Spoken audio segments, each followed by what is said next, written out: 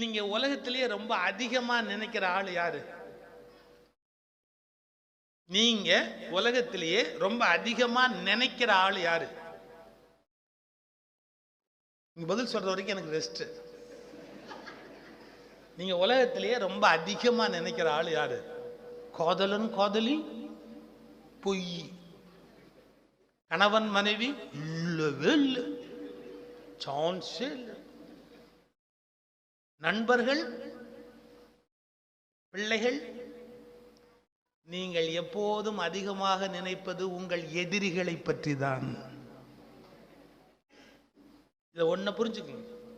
நீங்கள் 24 hours உங்கள் கையில் கொடுத்தா 24 hours உங்கள் எதிரியை பற்றியே யோசிச்சு உங்களை நாசமாக்கிக்குவீங்களே ஒழிய உங்களுக்கு அவங்கள பற்றி யோசிக்காமல் இருக்க தெரியாது. இந்த ஒரு விஷயத்துலேருந்து வெளியே வாங்க. என்ன, என் எதிரியை பற்றி நான் யோசிக்கிறது கிடையாது, என் எதிரியை பற்றி நான் யோசிக்கிறதே கிடையாது. இந்த ஒரு விஷயத்தை உங்களால் முடியுமா?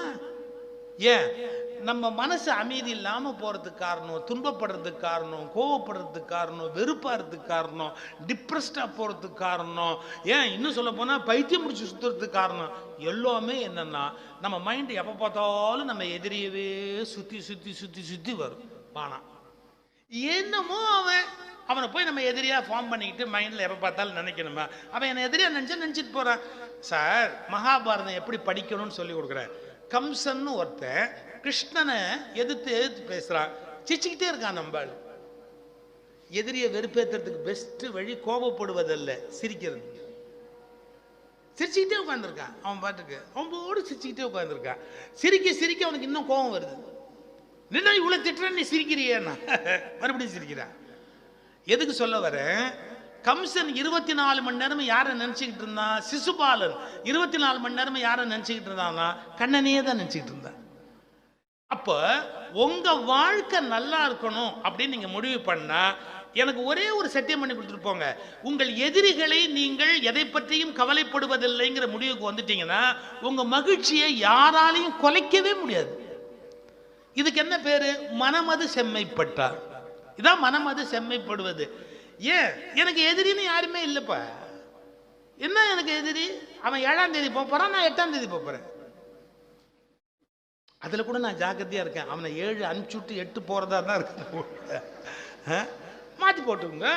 நான் 7ஆம் தேதி போகிறேன், அவன் 8ஆம் தேதி போகிறான். அவ்வளோதானே சார். எங்கள் ஊரில் எதிரெதிராக நின்று சண்டை போட்டவங்கெல்லாம் ஒவ்வொரு ஆளாக போல என்ன பண்ணிட்டாங்க? வாரிட்ட போட்டாங்க எல்லாத்தையும் இல்லையே. 24 hours ஒரு எதிர்ப்பை நினைச்சே மனசு வருத்தப்பட்டுக்கிட்டே இருந்தா எப்படி சந்தோஷமா இருக்கிறது? அப்ப மனசு என்ன பண்ணணும்? எதிரிகளை நினைத்து கொண்டே இருப்பதால் நம்முடைய அமைதி போயிடுது. மனம் அது செம்மைப்பட்டால்னா சில விஷயங்கள் நமக்கு வேண்டியதில்லை. எதிரியை மறன்னு நான் சொல்ல மாட்டேன். ஏன் தெரியுங்களா? எதையாவது நீங்க மறக்கணும்னு நினைச்சா அது ஞாபகம் வந்துகிட்டே இருக்கும். அதங்க அவன் எதிரியே இல்லை அப்படின்ட்டு நீங்க போனாதான் சந்தோஷமா இருக்கும். இது லைஃப்ல ஒரு பெரிய டீச்சிங். இதெல்லாம் நம்ம தெரிஞ்சுக்கணும். உங்களுக்கு முன்னையே பல பெரியவங்க சொல்லியிருக்காங்க, எதையாவது ஒன்று மறக்கணும்னு நீங்கள் நினச்சின்னா 24 hours அதான் ஞாபகத்தில் இருக்கும். பழமொழி சொல்லுவான், குரங்க மறந்துட்டு மருந்து சாப்பிடுன்னா. குரங்க மறந்துட்டு மருந்து சாப்பிடுன்னா. இப்போ பாத்ரூம்குள்ளே போனால் 100 குரங்கு உட்காந்துருக்கு. பூஜை அறைக்குள்ளே போனால் 200 குரங்கு உட்காந்துருக்கு. எங்கே போனாலும், ஏன்னா அதை மறன்னா பார்த்தீங்களா, அது கரெக்டாக ஞாபகத்துக்கு வந்துட்டே இருக்கும். இப்போ புரிஞ்சுக்கங்க, நீங்கள் எதையுமே மறக்க முடியாது, எதையுமே மறக்க முடியாது. எதையாவது நல்லதை நினைச்சுக்கிட்டே இருந்தாதான் மறக்க வேண்டியது மறக்கமே ஒழிய ஒன்றை மறக்கணும்னு நீங்க பிளான் பண்ணி மறக்கவே முடியாது. நீங்க நினைக்க வேண்டிய ஒரு நல்லதை நினைப்பதன் மூலமாக மட்டும்தான் நாம் இந்த உலகத்துல நினைக்க வேண்டியதை நினைப்பதன் மூலமாக மட்டும்தான் நாம மன அமைதி பெற முடியும். சரி, நிறைய பெரியவங்க வந்தாங்க, நிறைய உண்மைகளை நமக்கு சொல்லி கொடுத்துட்டு போயிருக்காங்க. ஆனா நிறைய உண்மைகளை நமக்கு சொல்லி கொடுத்துட்டு போயிருக்காங்களே, நாம தேட வேண்டியது என்ன, கண்டுபிடிக்க வேண்டியது என்ன? ஒரு இன்சிடென்ட் சொல்லிடுறேன். இந்த புத்தகத்தில் இருக்கு, அது வேற உழுந்துகிட்டே இருக்கு. அது சொல்லிட்டு அந்த புத்தகத்தை அப்புறம் உழுந்தாலும் நம்ம கவலை கிடையாது. முதல்ல நம்ம நிம்மதிக்கு எதெல்லாம் இடைஞ்சலா இருக்கோ அது முடிச்சுடணும். இது ஒரு புஸ்தகம்.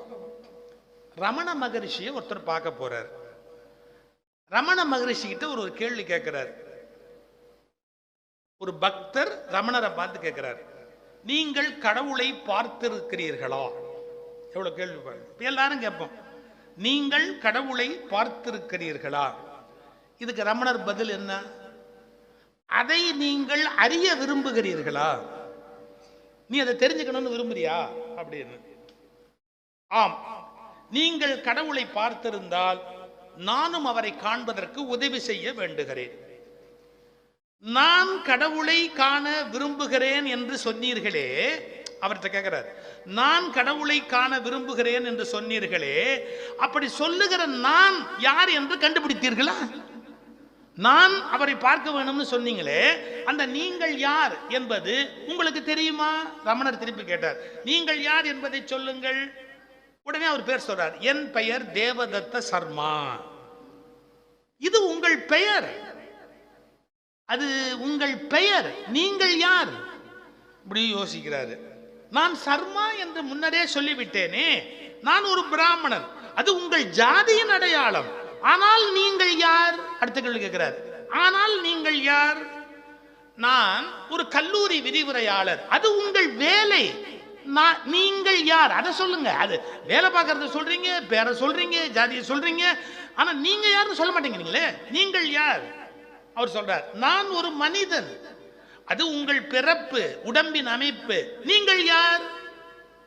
ஒரே அடியா அதே கேள்வி திருப்பி திருப்பி கேட்கிறார் ரமணர். நீங்கள் யார்?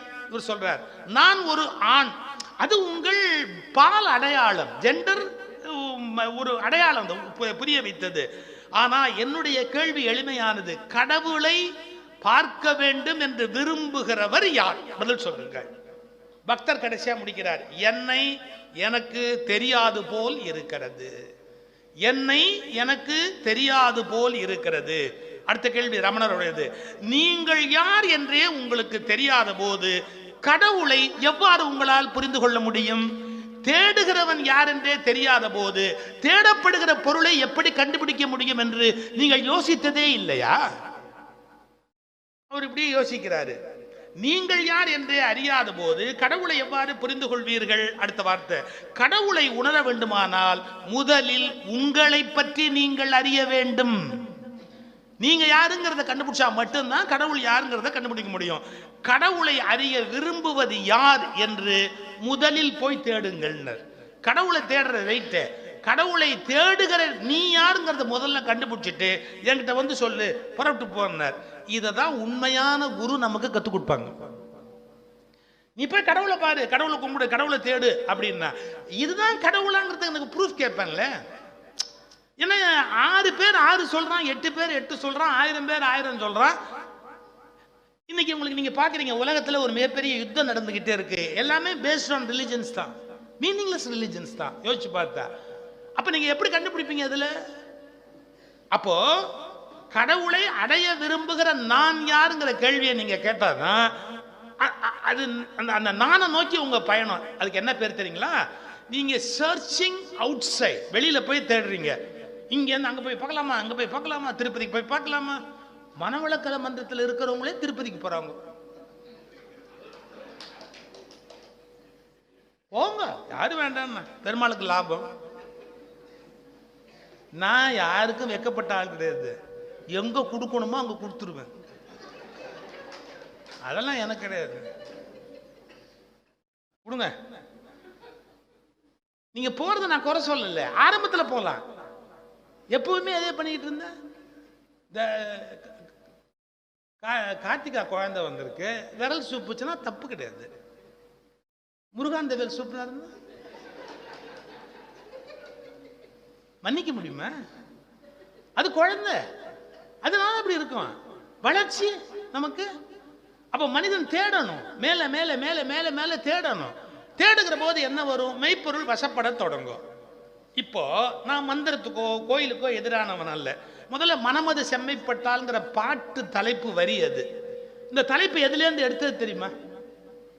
இந்த மனமது செம்மைப்பட்டால்ங்கிற வார்த்தை எதுலேருந்து எடுத்தது தெரியுங்களா? அகத்தியர் ஞானம்னு ஒரு நூல் இருக்கு. அந்த அகத்தியர் ஞானம்ங்கிற நூலில் இந்த வரி வருது. மனமது செம்மைப்பட்டால் மந்திரம் ஜெபிக்க வேண்டா அப்படிங்கிற வார்த்தை. இது அகத்தியர் ஞானம்ங்கிற நூல்ல இருந்து வர்ற வரி. அகத்தியர் ஞானத்தை புகட்டுகிறார் சீடனுக்கு. அப்போ சொல்றாரு, மனம் செம்மையாயிட்டா மற்ற எதை பத்தி நீ கவலைப்பட வேண்டாம், மந்திரங்கள் சொல்லி கஷ்டப்பட வேண்டாம். நான் எவ்வளவு நேரம் பேசலாம்? இந்த ஊர்ல எத்தனை மணிக்கு வீட்டுக்கு போய் இடியாப்பம் திங்கணும்? எவ்வளவு நேரம்? அவர் பேசுங்கன்னு தான் சொல்றாரு, கூட்டிட்டு வந்தவர். எவ்வளவு நேரம் ஆனா உங்க இடியாப்பமும் சொதியும் கெட்டு போகாம இருக்கும்? இன்னொரு அரை மணி நேரம், 15 நிமிஷம் பேசுவேன், அரை மணி நேரம் பேசுவேன். ஒரு மரியாதைக்கு கேட்டுக்கிறது. நான் எப்படியும் பேச போறேன், கேட்டுட்டேன்னு வச்சுக்கல, பரவாயில்லப்பா வெளியூர்லேருந்து வந்தவர் அப்படி அதை நான் உண்டு பண்ணிக்கணும், எனக்கு பாதுகாப்பு. அதுதான். நான் ஒரு அரை மணி நேரம் பேசட்டுமா? அரை மணி நேரம்? முடியாது. அரை மணி நேரம் ஆனதுக்கப்புறம் இன்னொரு அரை மணி நேரம் அப்புறம் பார்த்து நான் உங்களுக்கு புரிய வைக்கிறதுக்காக 2 சம்பவம் முதல்ல சொல்லிடுறேன். 1, மகாபாரதத்தில் ஒரு கதை வருது, நீங்க தெரிஞ்ச கதை. ஒரு கொங்கணவ சித்தர்னு பின்னாடி அவர் அழைக்கப்பட்டார். கொங்கணவர் அவரு மரத்தடியில் உட்காந்து 12 வருஷம் தவம் பண்ணார். இந்த கொங்கணவர் 12 வருஷம் தவம் பண்ற போதும் பசி, தண்ணி, தாகம் ஒண்ணுமே அவருக்கு இல்லை. அப்படி தவம் பண்ணார். 12 வருஷம் தவம் முடிச்சு அவருக்கு பசி வந்தது. திடீர்னு பசி வந்த உடனே உடம்பை பத்திய பிரஜை வந்தது. உடம்பை பத்திய பிரஜை வந்து பசி வந்த உடனே சாப்பிடலாமான்னு இப்படியும் அப்படிமா கொங்கணவர் முழிச்சு பார்த்தாரு. மேல ஒரு கொக்கு உட்கார்ந்து இருந்தது மரத்து மேல. அந்த கொக்கு சாப்பிட்டுட்டு எச்சம் போட்டுடுச்சு. இவர் பசியில சாப்பிடலாமான்னு யோசிக்கிறாரு, அது சாப்பிட்டது அவர் மேல எச்சம் போட்டுச்சு. நீங்க பறவைகளுக்கு ஒரு குவாலிட்டி உண்டு தெரியுங்களா? அது எது இன்டேக் எடுத்தாலும் உடனே அது அவுட்புட் வெளியே போட்டுரும். பறவைகளுடைய இயல்பு. சாப்பிடு மோஷன் போகும், டக்குன்னு அப்படியே வெளியே தள்ளிடும். அது மேல இருந்து எச்சம் போட்டுடுச்சு. இந்த முனிவர் மேல பட்ட உடனே இவருக்கு கோபம் வந்துருச்சு. என் மேல எச்சம் போட்டுது இந்த கொக்கு அப்படின்ட்டு. இது பாருங்க, நிமிந்து கோபமா இப்படி பார்த்தாரு. என் மேல எச்சமா போடுற அப்படின்னு மேல இப்படி கோபமா பார்த்தாரு. கொக்கு புசுன்னு எரிஞ்சு போச்சு. ஏன்னா 12 வருஷம் தவம் பண்ணியிருக்கிறாரு. தவத்துக்கு ஒரு பலன், அந்த பலன் அக்னியா இருக்கு. நீ என்ன எச்சம் போட்டியான்னு இப்படி பார்த்த உடனே அது அப்படியே புசு புசு புசுன்னு அப்படியே அந்த கொக்கு அப்படியே எரிஞ்சு போயிடுச்சு. பொத்துன்னு அந்த கொக்கு கீழே விழுந்தது. இவர் பார்த்தாரு, பலே நம்ம தவம் சித்தி ஆயிடுச்சு. நம்ம அந்த கொக்கை அப்படி பார்த்தோன்னே கொக்கு எரிஞ்சிருச்சு. ஆனால் நம்ம இனிமேல் நம்ம தவத்துக்கு மறுபடியும் உட்காந்து மெடிடேட் பண்ண வேண்டிய அவசியம் இல்லை. நாம் இப்போ பாஸ் பண்ணிட்டோம், எக்ஸாமில் பாஸ் பண்ணிட்டோம். நேராக விறுவிறுன்னு புறப்பட்டாரு. ஊருக்குள்ளே போனார். ஒரு வீட்டு வாசலில் போய் அந்த வீட்டு அம்மாட்ட சொன்னார், பசிக்குதுமா, சாப்பாடு கொடுமா அப்படின்றாரு. சாமி இருங்க, இந்த திண்ணையில் இதை உட்காருங்க, இதை வந்துட்டேன், உட்காருங்க, நான் சாப்பாடு தர்றேன் அப்படின்ட்டு அப்படி அவர் திண்ணையில் உட்காரு சொல்லிட்டு அந்த அம்மா உள்ளே போய் அவருக்கு சாப்பாடு கொடுக்கலான்ட்டு உள்ளே போச்சு. போதாத நேரம் புருஷன் வந்துட்டான். அவன் வந்த உடனே அவன் பசிக்குதுன்றான், என்னமோ கேட்குறான். அந்த அம்மா ஹஸ்பண்டுக்கு பணிவிட பண்ணிக்கிட்டே இருக்கு. அது அந்த காலத்து பைத்தியக்காரத்தனமான பழக்கம். ஹஸ்பண்ட் வந்துட்டு அவர் தான் ப்ரையாரிட்டி அப்படின்னு. நீங்கள் பழைய சினிமா, தமிழ் சினிமாவில் பார்த்தா கூட அந்த காலத்துலலாம் சரோஜா தேவி யாராவது அந்த எம்ஜிஆரோ யாரோ ஆஃபீஸ் போயிட்டு வந்தோடனே இப்படி நிற்பாரு, கோட்டை கயட்டுவாங்க. இதை நம்பி ஏமாந்தவன் எவ்வளோ பேர் தெரியுங்களா? இதெல்லாம் நம்ம லைஃப்ல நடக்கும்னு கல்யாணம் பண்ணிட்டு அப்புறம் இடுப்புல புள்ளைய தூக்கிக்கிட்டு அவனே அலையுறான். இதெல்லாம் நமக்கு நடக்கும்னு நினைச்சிருப்பான். ஹஸ்பண்ட்னா ரொம்ப இம்பார்ட்டன்ட். ஹஸ்பண்டுக்கு தான் ஒய்ஃப் முதல்ல பணிவிட பண்ணணும். படப்படப்படன்னு போனா ஹஸ்பண்டுக்கு பணிவிட பண்ண. அவன் பசிக்குதுன்னா உட்காந்து வச்சா, சாப்பாடு போட்டா, மறந்துட்டா. வாசல்ல திண்ணையில ஒரு சாமியார் உட்காந்துருக்கிறாரு, சோறு போடணுங்கிறத அவன் மறந்துட்டா. எல்லாம் முடிச்சிட்டு பாருங்களேன், அவன் சாப்பிட்ட எச்ச இலையை எடுத்துக்கிட்டு, புருஷன் சாப்பிட்ட எச்ச இலையை எடுத்துக்கிட்டு வெளியில வந்து அப்படி போடணும் பார்த்தீங்களா? அப்படி போட்டுட்டு இப்படி திரும்ப, ஆஹா சாமி இருக்கிறீங்க, நான் மறந்தே போயிட்டேன். எங்க வீட்டுக்காரர் வந்து ரொம்ப பசிக்குதுன்னு சில பேர் வரும்போதே அசுர பசிம்பா. அவனே அசுரன், அவனுக்கு அசுர பசி வேறு. அப்போ எப்படி பண்ண முடியும்? அவருக்கு பசிக்குதுன்னாரு, நான் மறந்துட்டேன், நீங்கள் இங்கே இருக்கிறதையே மறந்துட்டேன், நான் அவருக்கு சாப்பாடு போட்டேன், கொஞ்சம் லேட் ஆகிடுச்சு, மன்னிச்சுங்க அப்படின்னு அந்த பொண்ணு பணிவிடையா சொன்னான். இவருக்கு கோபம், அந்த கொக்கை பார்த்த மாதிரி கோபமாக அவளை எப்படி பார்த்தார். நம்ம தவம் இப்போ என்ன பண்ணும் பாரு அப்படின்னு இப்படி கோபமாக பார்த்தார். ஒன்றுமே ஆகல. அவள் எரிஞ்சு போவான்னு நினச்சாரு, ஒன்றுமே ஆகலை. ஸ்பார்க்கு கூட வரல, ஒன்றுமே எரியல. அதில் பியூட்டி, இவர் இப்படி பார்த்த உடனே அவன் என்ன கேள்வி கேட்ட, ஏய் என்ன கொக்குன்னு நினைச்சேடான்னா. இதுல என்ன ஆச்சரியம்னு கேட்டா, காட்டுல நடந்தது இவளுக்கு எப்படி தெரியும்? எரியலேங்கிறது முக்கியம் இல்லை, வாட்ஸ்அப் இல்லாத காலத்துல அங்க நடந்தது இங்க எப்படி தெரியும்? ஃபர்ஸ்ட் கொஸ்டின் இருக்கா இல்லையா? நீ காட்டுல ஒரு கொக்கை எரிச்சிட்டு வந்திருக்கிறேங்கிறது இவளுக்கு எப்படி தெரியும்? அவ கேட்ட, ஏய் என்னடா நினைச்சுக்கிட்ட, என்ன கொக்குன்னு நினைச்சியா, நீ எரிச்சிடலான்னு நினைச்சியா? கொக்கென்று நினைத்தாயோ கொங்கனவா? நீ நீ யாரு? கொங்கண முனிவன் எனக்கு தெரியும், நீ கொக்குன்னு என்ன நினைச்சுக்கிட்டு பாக்குறியா அப்படின்னா பாருங்க. ஆஃப் ஆயிட்டார் நம்ம. அவர் கேட்டாரு, எனக்கு சோறே போட வேணாம் தாய், நான் கொக்கை எரிச்சதை உனக்கு யார் சொன்னான்னு. அவ சொன்ன, யாரும் சொல்ல வேண்டிய அவசியம் இல்லடா, என் இன்ட்யூஷன் வேலை செய்யும், அதுவே சொல்லிச்சு நீ கொக்கை எரிச்சிட்டு வந்திருக்கிற, அது எங்கிட்ட காட்டலான்னு நினைச்சு என்னை பார்த்து, இதெல்லாம் எங்கிட்ட நடக்காது அப்படின்னா. ரைட்டு, நீ எத்தனை வருஷம் தவம் பண்ண? இவர் ஏன்னா இவர் எப்பவுமே கரஸ்பாண்டன்ஸ்ல படிச்சிருந்தா அவளும் கரஸ்பாண்டன்ஸ்ல தான் படிச்சிருக்கணும் அப்படின்னு ஒரு அபிப்பிராயம். அதுக்காக கேட்கிறாரு, நீ எங்க போய் தவம் பண்ண? அவ சொன்னா, வெண்ண நான் எங்கேயும் போய் தவம் பண்ணல, பின்ன என்ன பண்ண? வீட்டு வேலையை ஒழுங்கா செஞ்சேன். என்ன வீட்டு வேலையை? குழந்தைங்களை வளர்த்தேன், புருஷனுக்கு சாப்பாடு போட்டேன், என்ன நல்லதுன்னு நினைச்சேன், நல்லபடி வாழ்ந்தேன், எல்லாருக்கும் சாப்பாடு போடணும்னு தான் ஆசைப்பட்டேன், மறந்து போயிட்டேன் உனக்கு போடணுங்கிறத. மற்றபடி நான் யாருக்கும் கெடுதலே நினைச்சது இல்லை, நான் சரியாபடி வாழ்ந்தேன்.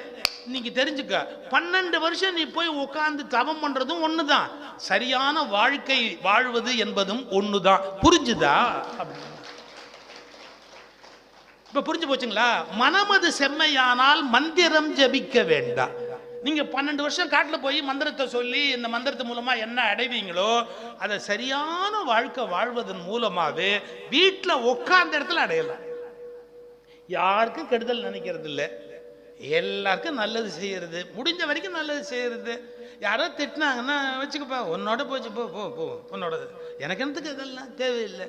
அப்படியே ஒரு மாதிரி இருந்தாச்சு அப்படின்னா பகை இல்லை, எதுவும் இல்லை, மகிழ்ச்சியா யாருக்கு எவ்வளவு நல்லது பண்ண முடியுமோ பண்ணிட்டு அவங்க பாசாம இருந்துட்டாங்கன்னா மனம் என்ன ஆயிடும்? செம்மையா ஆயிடும். இந்த மனசு அமைதி இல்லாம போறதுனால தான் பல பேருக்கு, சார் சில பேருக்கு யார் என்ன வச்சிருந்தாலும் வேணும் சார், இவங்க என்ன வச்சிருக்கிறாங்க, அம்மா கோச்சிக்காதீங்கம்மா, ஒரு புடவை எடுத்துட்டு வந்திருப்பாங்க, இன்னொருத்தட்ட கேட்பாங்க அதே மாதிரி புடவை அவங்க கட்டின உடனே, எங்க எடுத்தீங்க, இங்க எவ்வளவுக்கு எடுத்தீங்க? 430 ரூபா. ஏன் எங்கிட்ட 460 ரூபா வாங்கிட்டான். முடிஞ்சது, அந்த புடவையோட சந்தோஷமே போயிடும். 30 ரூபாய் ஏமாந்துட்டனே, 30 ரூபாய் ஏமாந்துட்டனே, 30 ரூபாய் ஏமாந்துட்டனே. இப்போ நாம் நினைத்த புடவை கிடைத்தது என்பதை விட 30 ரூபாய் ஏமாந்து போனோம் என்கிற வேதனை அந்த புடவையை கட்டும் போதெல்லாம் வந்து கொண்டே இருக்கு. இவங்க என்ன அடைஞ்சாங்க? சரி என்னமோ அந்த அம்மா 460 எடுத்தா, நான் 430 எடுத்தா, நம்ம 460 எடுத்தோம், 30 ரூபா அவங்க தானமாக கொடுத்தோன்னு நினச்சிட்டு போவோமே, ஒரு சமாதானம் உடனே இம்மீடியட்டா. மனம் அது செம்மைப்பட்டால் வேதனை கிடையாது. வாழ்க்கையில் அப்படி பீஸ்ஃபுல்லாக நடத்தணும். நாங்கள் அடிக்கடி சொல்கிறது தான், தெங்கச்சி சாமிநாதன் எங்கள் நண்பர் பேசுவார்ல, அவர்கிட்ட ஒரு நல்ல குணம், பேசிட்டு இப்படி இறங்கின உடனே எங்கள் ஊர்லலாம் பேச்சாளருக்கு ஒரு கவர் கொடுப்பாங்க, அவங்க வந்துட்டு போகிற செலவுக்கு மற்ற சன்மானத்துக்கு அப்படிங்கிறதுக்கு. One day they are spending, எங்கேருந்தோ வர்றாங்க, 24 மணி நேரம் இருக்கிறாங்க, புக்கு படிக்கிறாங்க, பேசுகிறாங்க, அவங்களுக்கு ஏதோ ஒரு பேமெண்ட்னு ஒரு பேமெண்ட் கொடுப்பாங்க. அவர் ஆல்ரெடி கவர்மெண்ட் ஆஃப் இந்தியாவில் வேலை பார்த்ததால் என்ன பண்ணுவார், அந்த பணத்தை யூஸ் பண்ண மாட்டார். அவர் என்ன பண்ணுவார், அந்த கூட்டத்திலே கேட்பார், இந்த ஊரில் அநாத விடுதி ஆர்ஃபனேஜ் ஏதாவது இருக்கா அப்படின்னு கேட்பார். கூட்டத்திலேருந்து ஒருத்தர் சொன்னான், அதோ அங்கே ஒரு அநாத விடுதி இருக்குது, நீங்கள் ஒரு ஹெல்ப் பண்ணுறீங்களா என்ன? கவரை தூக்கி அவங்க கையில் கொடுத்தாரு, நீங்கள் அந்த அநாத விடுதியில் கொடுத்துருங்க, இந்த பணத்தை கொண்டு போய் அந்த அநாத விடுதிக்கு கொடுத்துருங்க அப்படின்னார்.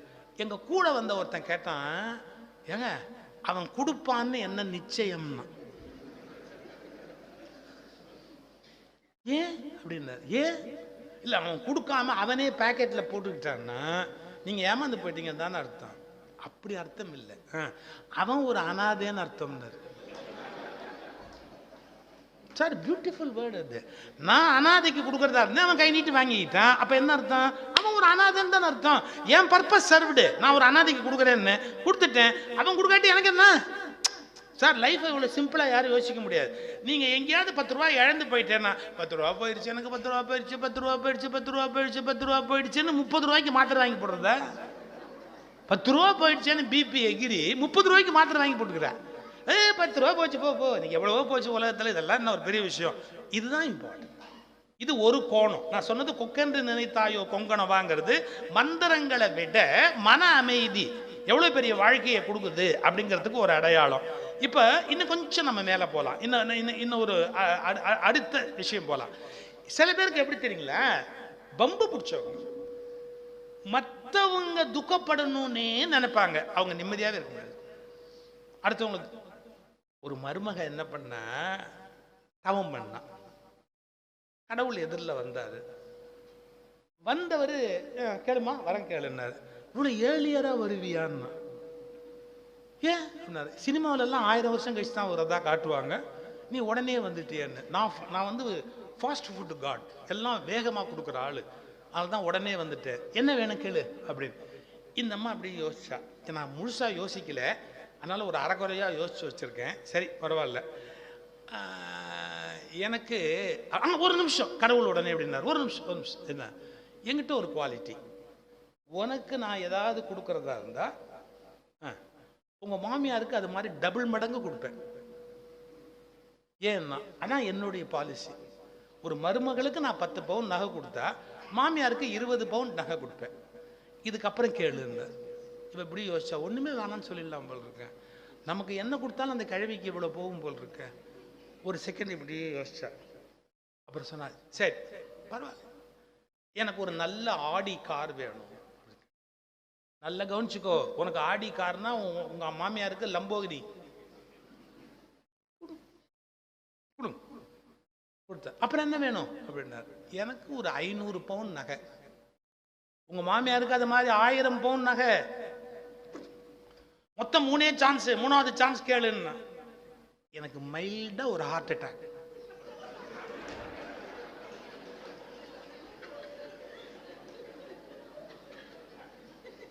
மாமியார் காலி, 1000 பவுன் லம்பம். இவளுக்கு எல்லாம் ரெடியா இருக்கு, கையிலேயே கைவசம் ரெடியா காத்திருக்கு. சில பேருடைய இயல்பு என்ன தெரியுங்களா, தனக்கு கிடைக்கிறத பத்தியே கவலைப்பட மாட்டாங்க, அடுத்தவங்களுக்கு ஒன்று கிடைச்சிருமோ கிடைச்சிருமோ கிடைச்சிருமோன்னு. அவங்க நிம்மதியா இருந்ததா வரலாறே கிடையாதுங்க. ஹோட்டல்ல நாங்க சாப்பிட உட்காடுறோம். நான் அந்த ஹோட்டல் பேரர் வந்த உடனே சொல்லுவேன், தம்பி எனக்கு தோசை எப்படி இருக்கணும்னா முருகலா இருக்கணும், ப்ரௌன் கலரா இருக்கணும், நல்ல நீளமா இருக்கணும், மொறு மொறுன்னு இருக்கணும். இது எதுவும் இல்லாம வெள்ளை வெள்ளையல்னு செவன்னு ஏதாவது கொண்டு வந்தேன்னா நீ கொண்டு போயிடணும். எனக்கு முருகலா இருக்கணும், நீளமா இருக்கணும், அப்படி கிறிஸ்பியா இருக்கணும், புரியுதா? இவ்வளோ கேட்பேன். கொண்டு வந்தா சாப்பிடுவேன், கொண்டு வராட்டி எடுத்துட்டு போய் வேற கொண்டா அப்படிம்பேன். இது என்னோட இயல்பு. எனக்கு ஸ்பெசிஃபிகேஷனோட தான் நான் கேட்பேன். சில பேர் அப்படி கேட்க மாட்டான். அவன் என்ன பண்ணுவான், அவனுக்கு வைக்கும் போது இன்னொருத்தனுக்கு வைக்கிறதையே பார்ப்பான். அது நல்லா இருக்கு, அது நீளமா இருக்கு, அது ப்ரௌனா இருக்கு, அது கிறிஸ்பியா இருக்கு, ஏன் அது மாதிரி எனக்கு கொடுக்கக்கூடாத, நீ கேட்டிய? இன்னும் சில பேர் இருக்கான், அடுத்தவன் செலவிலே உயிர் வாழ்வான். சர்வர் வந்து கேட்குறாரு, உங்களுக்கு என்ன வேணும்னு. வெயிட் பண்ணி ஏதாவது சொல்லுங்க சார், வெயிட் பண்ணி. இவர் பக்கத்து சீட்டில் உட்கார்ந்தவன் கேட்டான், எனக்கு ஒரு நெய் ரோஸ்ட் அப்படின்னா, கீ ரோஸ்ட் அப்படின்னா.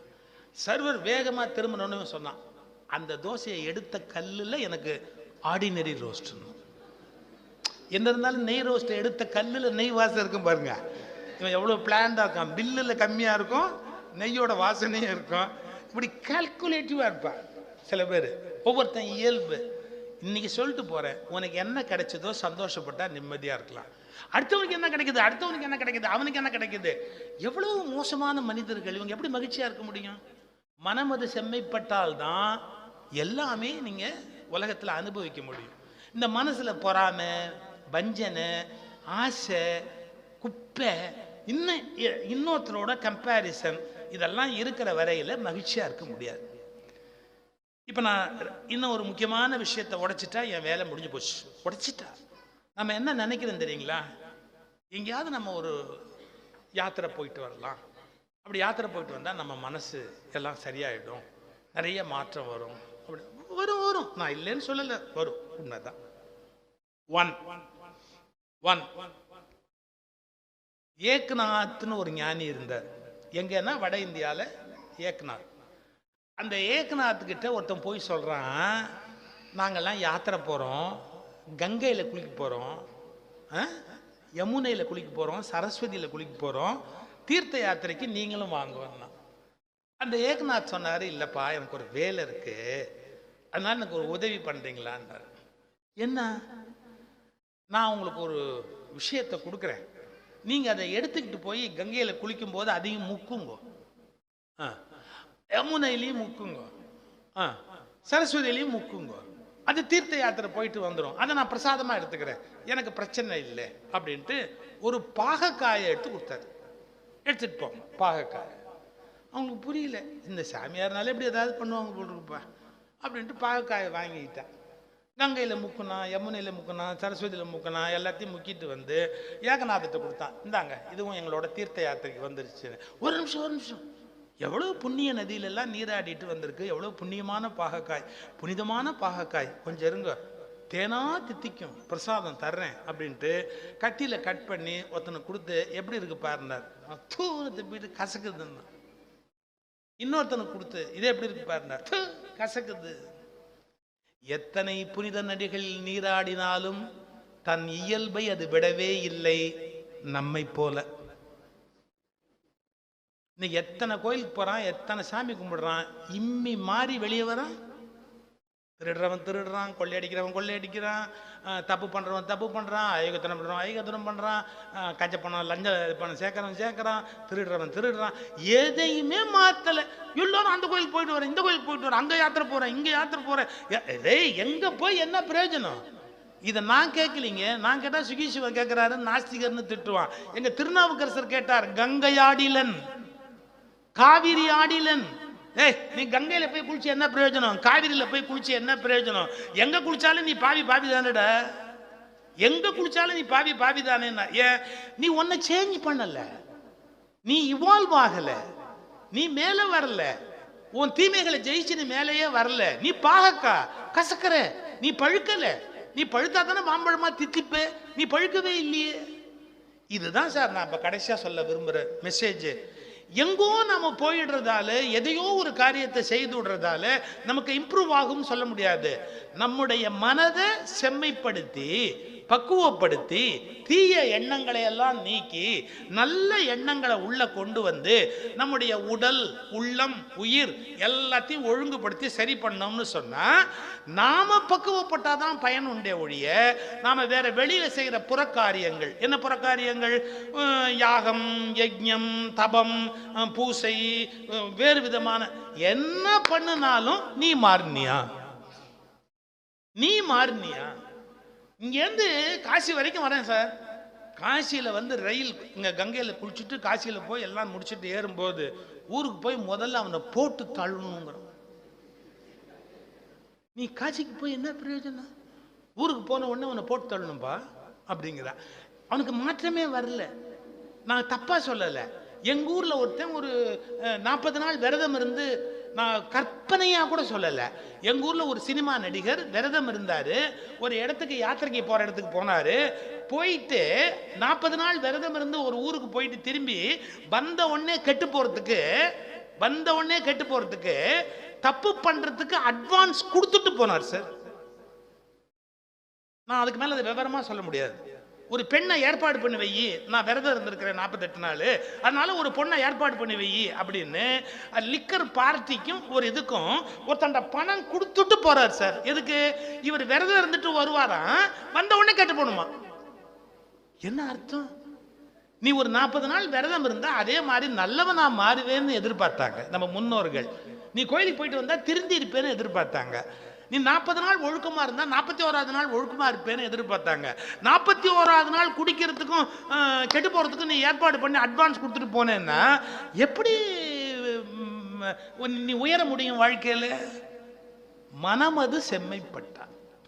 ஒரு மனிதன் ஞானம் அடைய வேண்டும் என்றால், மேலே வர வேண்டும் என்றால், அவன் தன் எண்ணங்களை ஒழுங்குபடுத்த வேண்டும். இப்போ இந்த டேபிள்ல இது குப்பையா இருக்குன்னு இப்படி வச்சுக்கோங்க, இது இப்படி குப்பையா இருக்குன்னு வச்சுக்கோங்க. இதை நான் ஒழுங்குபடுத்தணும்னா என்ன பண்ணணும்? இதெல்லாம் எடுக்கணும், சுத்தம் பண்ணணும், இதை எடுத்து நீட் பண்ணி எப்படி எப்படிலாம் அடுக்கணுமோ அப்படியெல்லாம் நீட்டாக அடுக்கணும், அடிக்கலாம். இது வெளியில் எனக்கு புராணமாக தெரியுது. இதை எடுத்து அடுக்கிறதுக்கு எனக்கு கை கருவியாக இருக்குது. உங்கள் மனசுக்குள்ள எண்ணங்கள் இருக்குல்ல, அது அழுகி போய் நார்ற செத்த எலி மாதிரி மனசுக்குள்ள இருக்கிற எண்ணம். எதை வச்சு எடுப்பீங்க? எதை வச்சு அடுக்குவீங்க? எதை வச்சு குப்பையில தள்ளுவீங்க? எப்படி வெளியே தள்ளுவீங்க? இதுக்கு ஒரு ட்ரைனிங் ப்ரோக்ராம். என்ன ப்ரோக்ராம் அது? அருகுண சீர் அமைப்பு அப்படின்னு வேதாத்ரி மகரிஷி ஒன்று ஏற்படுத்துறார். உன்னுடைய 6 குணங்களை ஒழுங்குபடுத்துறது எப்படி? மனவளக்கலை பயிற்சின்னா என்ன? உன்னுடைய குண்டலினியை மேலே எடுத்துட்டு வரும்போது ஒவ்வொரு சக்கராவுக்கும் ஒரு பவர் இருக்கு. ஒரு சக்கரால எனர்ஜி வந்து நிற்கும் போது பிஹேவியர் மாறும். சிம்பிளா சொல்றேன். இப்போ மூலாதாரத்தில் நாளைக்கு நான் விவரமா சொல்றேன். நான் நாளைக்கு எங்கேயாவது பேசுற இடத்துல உங்களுக்கு விவரமா சொல்றேன். அதாவது ஒவ்வொரு சக்கரால நம்முடைய எனர்ஜி நிற்கும் போது ஒவ்வொரு காரியம் பண்ணும். லஸ்ட், காமம் எப்படின்னா, நம்முடைய மூலாதாரம் சுவாதிஷ்டானத்தில் நம்முடைய குண்டலினி நின்னா அவங்களால காமத்தையும் அந்த உணவின் மீதான விருப்பத்தையும் விடவே முடியாது. லிஃப்ட் பண்ணு, அங்கேருந்து மேலே தூக்கு. மேலே தூக்கிட்டியா, அப்போ நல்ல புஸ்தகம் படிக்கணும், நல்ல பேச்சு கேட்கணும், நல்ல ஒரு ஜே கிருஷ்ணமூர்த்தியோட புக்கு, ஓஷோட புக்கு, இல்லை வாரியாருடைய பேச்சு, மகரிஷியோட புத்தகங்கள், பெரிய பெரிய அருளாளர்கள் இந்த உலகத்தில் எவ்வளோ பேர், விவேகானந்தருடைய லெக்சர், இது மாதிரியான விஷயங்கள் எல்லாம் கேட்கணும்னா எல்லாராலையும் கேட்க முடியாது. இந்த குண்டலினி மூலாதாரம் சுவாதிஷ்டானம் தாண்டி அது மணிப்பூரகம் அநாகதம்னு ஒண்ணுக்கு வந்தாதான் அவனுடைய பிஹேவியரே மாறும். அதுலேருந்து கிளம்பி மேலே போய் விசுத்தி ஆக்ஞா அப்படின்னு போயிட்டா அவன் கிட்டத்தட்ட கடவுளுக்குரிய தன்மையை அடைஞ்சிடுவான். துரியம் அப்படிங்கிற ஸ்டேஜுக்கு அது போயிடுச்சுன்னு சொன்னா அவன் யாரு? கடவுள். கடவுளுக்கு எவ்வளவு நல்ல குவாலிட்டி இருக்கோ அவ்வளவு குவாலிட்டி அவனே அடையிறான். இதுக்கு என்ன முதல்ல வேணும்? ஒரு பயிற்சி வகுப்பு வேணும். You must learn it. அதை லேர்ன் பண்ணுறதுக்காகத்தான் அறிவு திருக்கோயில் அப்படின்னு அவங்க 1/2 லட்சம் ரூபாய்க்கு மேலே அந்த காலத்தில், இப்போ அது பல கோடி போயிடும், 50 லட்சத்துக்கு மேலே போட்டு 1/2 கோடிக்கு மேலே போட்டு அப்போ பண்ணாங்க. இப்போ அது பல கோடி வேலை. அதில் பயிற்சி நடத்துகிறாங்க பேராசிரியர்கள், உங்களுக்கு பயிற்சி சொல்லி கொடுக்குறாங்க. நீங்கள் அந்த பயிற்சியை போய் செய்யணும். உங்களுடைய மனதை பக்குவப்படுத்தணும், உங்களுடைய ஆரோக்கியத்தை மிகைப்படுத்தணும். மேலே மேலே எண்ணங்களால் உயர்ந்து போகணும். எண்ணங்களால் உயர்ந்து போகிறதுனா என்ன அர்த்தம்? ஒரு ஜென் கதை வரும். திருட ஒருத்தன் வந்து அவர்கிட்ட திருட வருவான். யாருமே நம்ப முடியாத ஒரு கேள்வி கேட்பார் சார். அவர் என்னமோ வேடிக்கையாக என்னமோ எழுதிக்கிட்டு இருப்பார். அவன் கிட்டக்க வந்து கேட்பான், என்ன நீ ஆசிரமத்தை வச்சிருக்க, திருடுறதுக்கு ஒன்றுமே இல்லையேன்னா, திருடுறதுக்கு ஒன்றுமே இல்லையேன்னா. அவர் திருப்பி சொன்னார், நீ சொல்லிட்டு வரவேனா? நீ ஏதாவது சொல்லிட்டு வந்தா நான் வச்சிருப்பேன். நீ வரப்போறேன்னே சொல்லலை. யாராவது வரேன்னு சொன்னா பால் டீ வாங்கி வைக்கலாம். நீ வரேன்னே சொல்லலை. நான் என்ன பண்ண சொல்றேன்? என்ன இருக்கோ பொறுக்கி எடுத்துக்கோ போ.